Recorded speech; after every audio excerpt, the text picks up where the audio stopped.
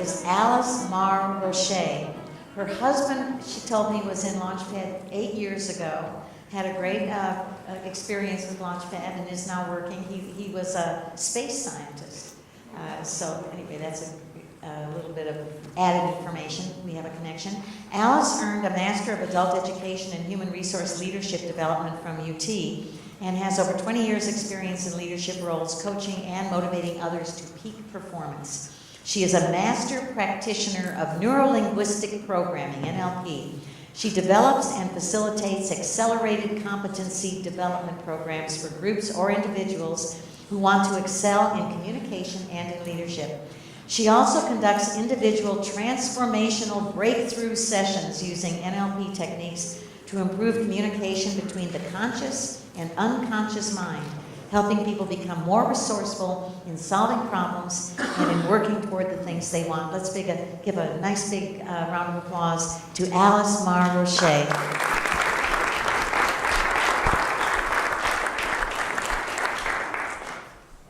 Thank you so much. Can everybody hear me okay? All right, great. Well, I was really excited because I connected on LinkedIn with, now I can't remember her name, but a woman who, Shannon, yes, with Shannon, who is obviously very involved in helping people find the work that they're passionate about and that's going to help them to provide for themselves, right? And so when I connected with her and she said, well, we have some speaker openings, I said, great, sign me up. Because I feel like kind of all of my life I've been around people who I see all of their potential and all of their dreams and their desires, and I've been very fortunate to be in a position to motivate them and coach them and match them up to the perfect position via interview skills. I was an HR director for 20 years, and so I've had a lot of experience with matching people to jobs, coaching them through their challenges, and watching teams come together and excel, and also get through challenging times, and finding the motivation and the resources and the solutions and the energy to achieve. So thank you very much for having me. I wanted to just start out just asking a couple of questions from the group, just so I kind of understand where everybody is today. So is everybody here actively looking for work, or kind of looking to make some different transitions? Let's just show with a raise of hands who's just actively looking for a job.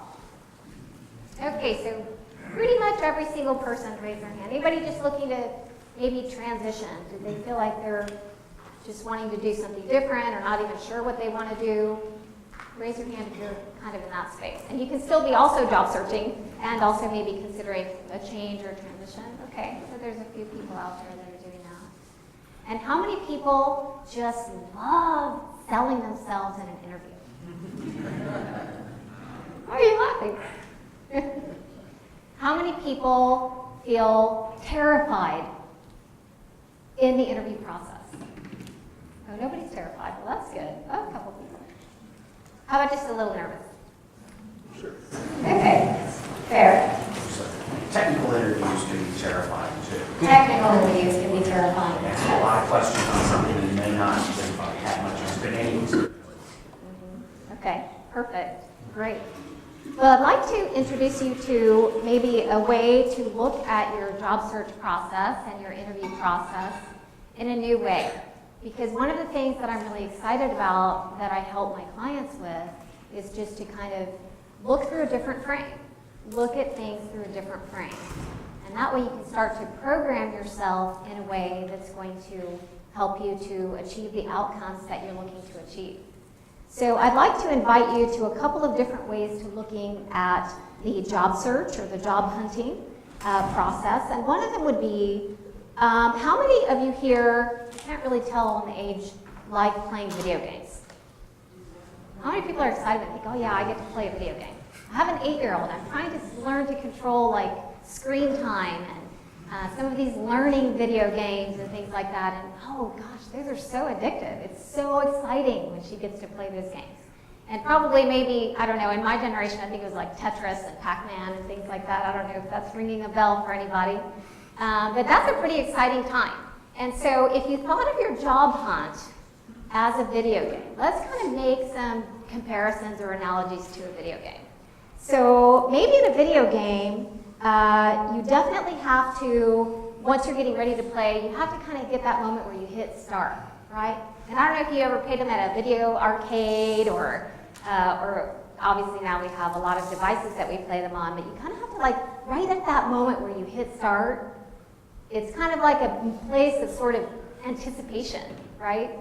And so, you know, you're in that place of anticipation and you know that you're gonna have some things coming at you and you're gonna have to react. You're gonna have to be flexible, you're gonna have to use good reflexes, but at the same time you're like, right? Because you want to win, you want to get the extra points, or you want to whatever. And on that video game, you're going to encounter some things. So, for example, you might encounter, I don't know, some monsters, right? Or some steep drops. My daughter's playing this one where you're running and you have to jump and to make sure that you don't fall off or whatever. And so those might be some of those interviews that are a little bit challenging. Or maybe the interviewers who maybe their style or the way that they're speaking to you or looking at you make you feel like not as successful as you wish you were, or whatever, plays on some of those insecurities that we have that make us nervous in that process.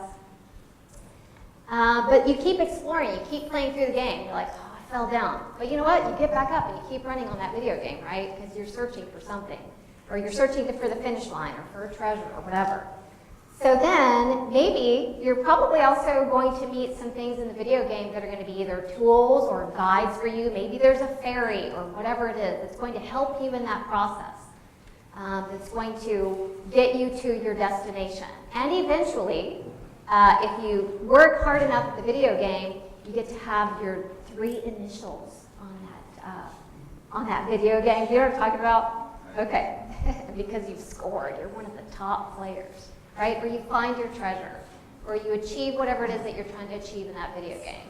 So it's an exciting process, and you could think of that sort of that fear or that insecurity as anticipation for something that's going to happen. There's going to be some pitfalls, maybe, and there's going to be some great things along the way that are going to propel you to your end goal. And if you kind of want to think about it in that way, then maybe as you're about to enter that job interview or you're about to apply for that job or go to that networking event or that job fair, maybe if you kind of get into that mode, it might be a way for you to feel positively engaged in that moment.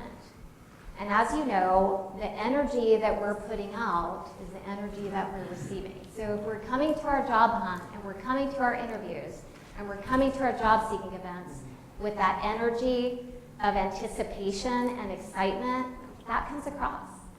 And it makes us attractive to people. And it helps people to know and have the confidence that we're the person for the job. So I hope that's a metaphor that can help you to kind of shift a little bit your mind in terms of your general thoughts or emotions around that job search process. The second metaphor, so maybe if some of us don't play that many video games, is just like a deck of cards. So let's say that you had a deck of cards and there's 52 cards and someone says you have to find the ace. So you're kind of turning over the cards, right? And of course, not all of them are going to be the ace, but you're probably going to stick with the game until you find the ace. And so you can sort of make an analogy to your job hunt is you have to go through this process where you're picking up cards. And some of them are not going to be the right ones. But eventually, you're going to find that ace. And so as you kind of have your journey of your job search, you can kind of remind yourself like, hey, this is just one of those 52 cards. The ace is in there. It's in that deck of cards. And my job is just to find that ace. And that's going to be your perfect placement of wherever you are. So we're going to have some experimental experiences here. But first I'm going to talk to you a little bit about your mind. So my question to you today is, would you agree that your thoughts affect your experience? Yes? Okay, great. I heard a pretty resounding yes, so that's good. So we get about 2 million bits of information coming at us every single second. Isn't that amazing? That's crazy. So we can only actually process about 134 at a time. So I'm going to show you a little graphic that's going to kind of help explain. But basically, we reduce this data by deleting, distorting, and generalizing the information. And that's how we cope through life, right? Because we can't actually be assessing every second of our life. So we put things into certain categories or mental models to deal with the world and all the information that's coming at us. And at the end of the day, what that does for us is it creates certain filters. And so now every piece of information that's coming to us is being put through those filters. And so we're interpreting that information. Again, that's great. It's a good thing that we're able to do that because that's how we get through life. But it's interesting to be curious about what our filters are and how we're filtering the information that's coming to us, how it's affecting us, our behavior, and therefore our outcomes. So basically, perception is projection, right? I'm sure you've heard of this. You see what you believe to be true because you interpret it based on your personality, your values, your attitudes, and then those mental models that you've constructed and the filters that you are So here's a good graphic, I think, that helps people to sort of get a good representation of what this is like. So you have these external events and your filters where you're generalizing, distorting, and deleting. All of your meta programs, which is kind of like how you see the world. Most of those were formed probably when we were fairly young, usually before the age of 7. You have certain values, certain beliefs or decisions that you've made about the world or about yourself. And you have some internal representations. Typically, those are going to be in the form of a picture or an image that comes to your mind. You also have a state, and that relates to your emotions, right? And so you have an internal representation and a state, an emotional state.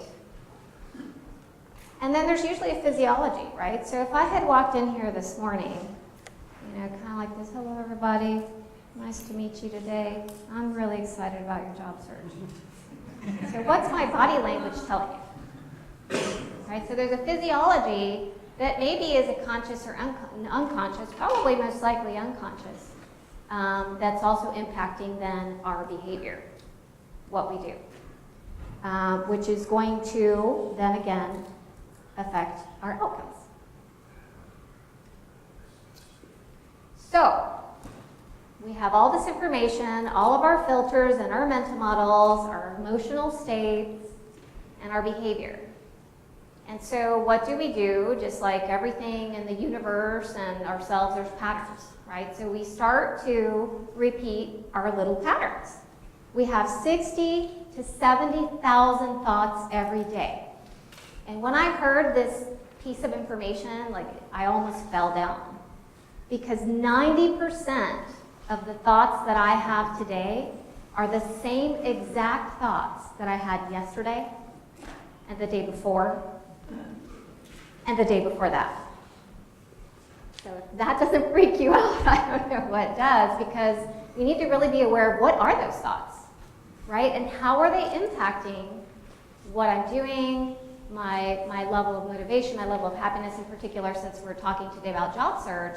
How are the thoughts that you're having today and that you're going to have tomorrow and the next day and the next day helping you toward the outcome of achieving that fabulous job that's the perfect fit for you? So you create your reality via your habits of thought and the models of the world that you've created. And it becomes an identity for all of us. It's like it becomes our personality, right? But it's really a habitual thing that we've created with. So we have a certain thought, and then we make a certain choice, which creates the same type of behavior. And then guess what? We have the same experience and the same outcome, which leads to the same thought. and over and over and over again. Yes? What does it mean, 60,000, 70,000 thoughts? Is it Like it's running through our mind, like just thoughts that come into your mind during a day, during a day's time.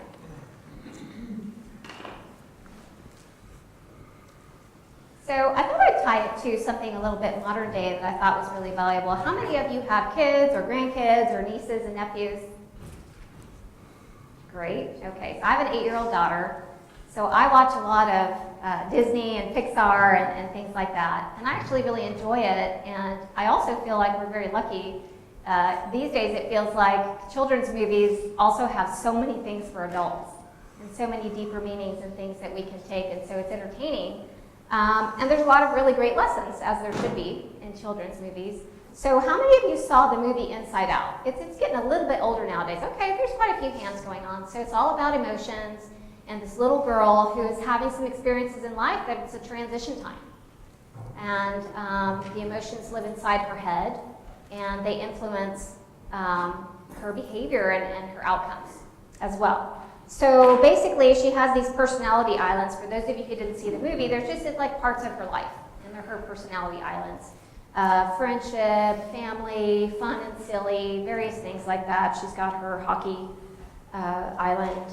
And basically, as we kind of repeatedly experience emotions throughout our life, whether it be a major event in our life or even repeated mundane events in our lives, we're kind of repeatedly experiencing this personality that's based on these emotions that shape who we are.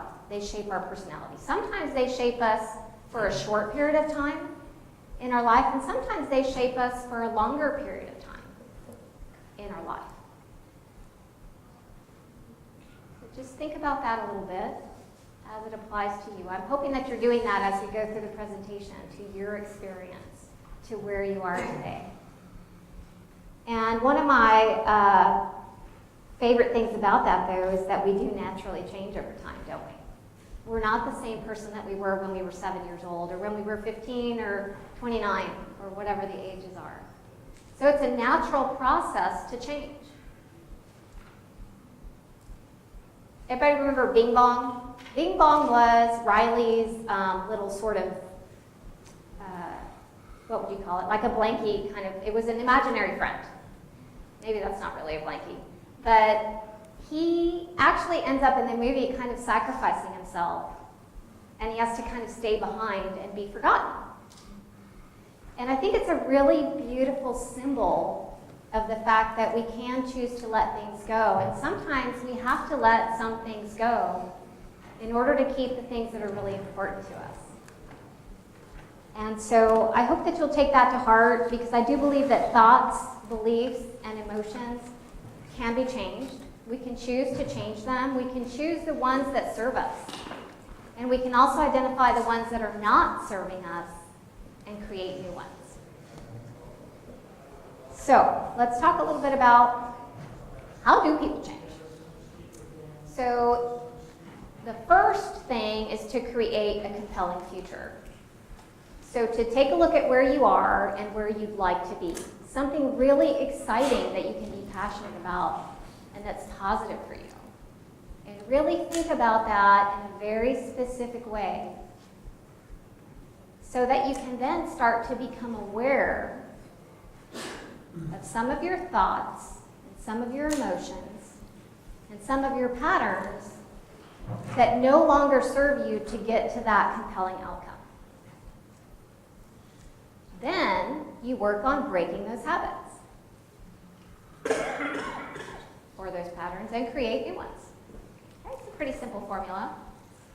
And you live in the future rather than living in the past, right? Because when we're doing those cycles, we're just recreating our past, and we want to create something new.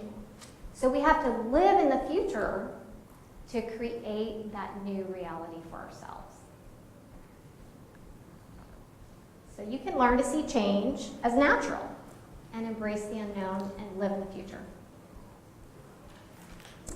Okay, so this slide is more for maybe those who want to go back and look at things. it's a little more complicated. We probably won't have time to get into it today. But one of the most powerful things that you can do really on your own is just to reframe the situation. And I'll give you just a mundane example that doesn't have anything to do with job search, but like, you know, let's say that you have a child who is a very strong-willed child. I have one of those. I'm a very strong person, and so is she. So you can imagine what kinds of situations that might create. And sometimes that's frustrating to me because I'm wanting her to do something and she doesn't want to do it. And so I could look at her and say, oh gosh, she's such a stubborn child and she doesn't want to do what she's told. Or I can say, I am so glad that my daughter has such a strong will that she's not going to be a doormat, because there's going to be situations in her life where she's going to have to stand up for herself. And isn't that amazing that she's already developed that quality to her personality? Now, how differently am I going to address those situations where she wants to assert herself, right? And I just reframed myself from thinking, oh, this child is so whatever, to thinking, wow, I am so excited and grateful that she has this character quality that I know is going to help her to have a wonderful life. So that's an example of just reframing yourself. And you can kind of learn and practice these things. You can start to look at your strategies. Like, what do I do when I feel stressed out? When I get in a situation where I feel pressured? Where I whatever? And start to really break down those patterns and decide, is that pattern serving me? If not, how can I change it? Obviously, you can work with professionals, or you can do some research and figure out some of these other techniques. I think metaphors are very powerful. We talked about a couple earlier today. They're easy to do. I work with, to me, the most powerful one is mental emotional release that I work with, and that's just like letting go of things so that you can look to the future and have a different emotional state. In particular, because I think the job search process is a process that requires for you to have a lot of positive emotions like confidence and power and things like that. So I think if you can let go of some of those fears or anxieties, it's going to really propel you in your job search. So we'll talk a little bit, if we have time, about these the suggestive language, because I'm going to give you a couple of like cheating things you can say in your interview that is hypnotic language. It's called suggestive language. But hopefully we'll have time to do that. But I'd like to do some other stuff before that. So these are some ways also that you can start to reprogram your mind, because I think that part of reprogramming is sort of like, if you want to make the analogy of a computer, right, you might kind of erase some of the things or do like a reboot.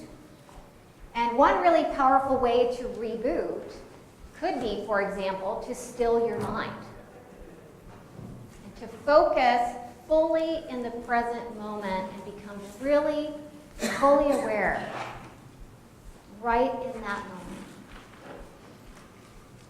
And similar to that, but different, would be meditation, which is more getting yourself in a relaxed state and clearing your mind of all of that clutter and all of those thoughts that we were just talking about that are creating those patterns of thought, choice, experience, you know. Some people do yoga. Some people just do breathing.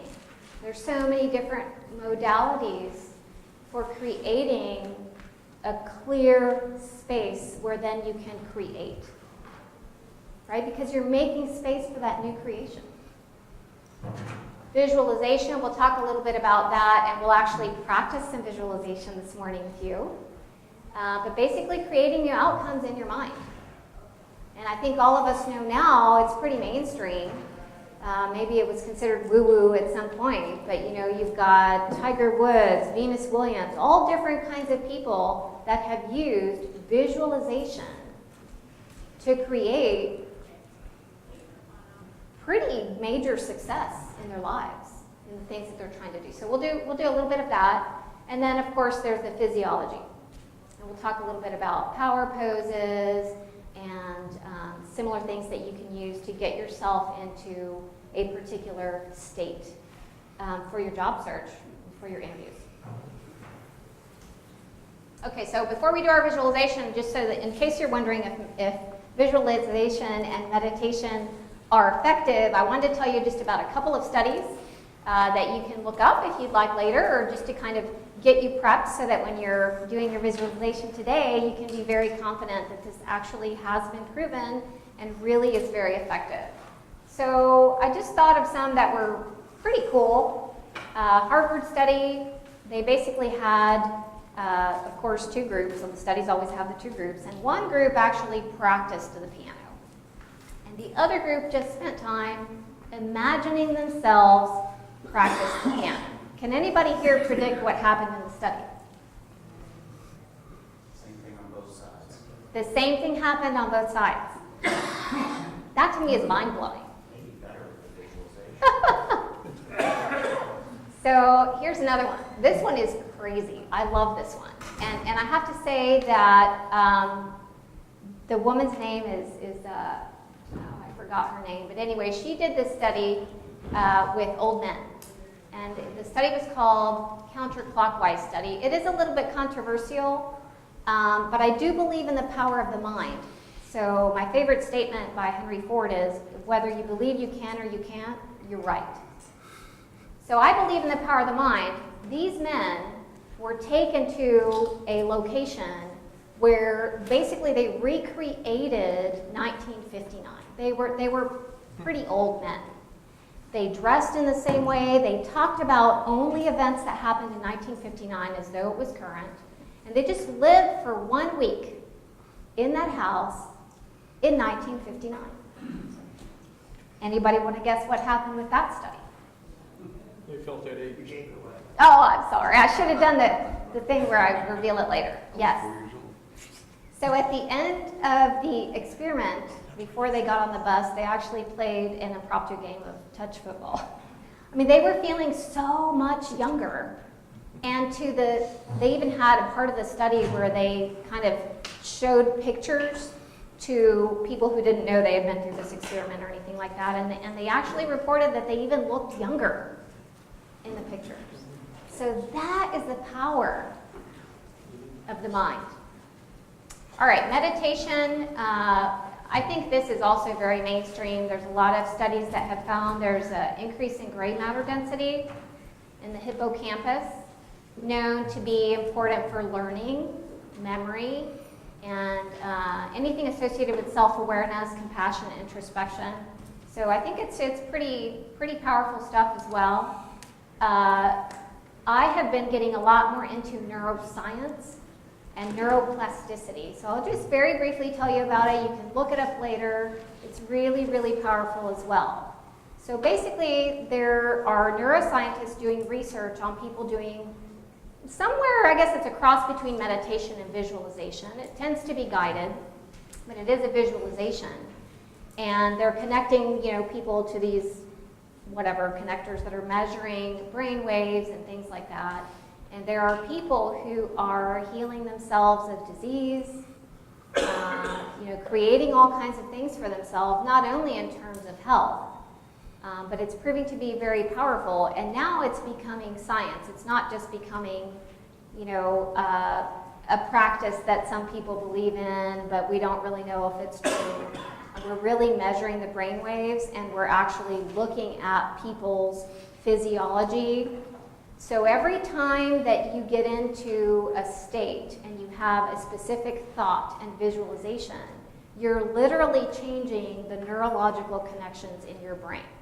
And the concept behind this is that if you're able to do it in a concentrated way enough times, your brain can't tell the difference between what is a reality and the visualization that you're making. And that's the biology of changing your body.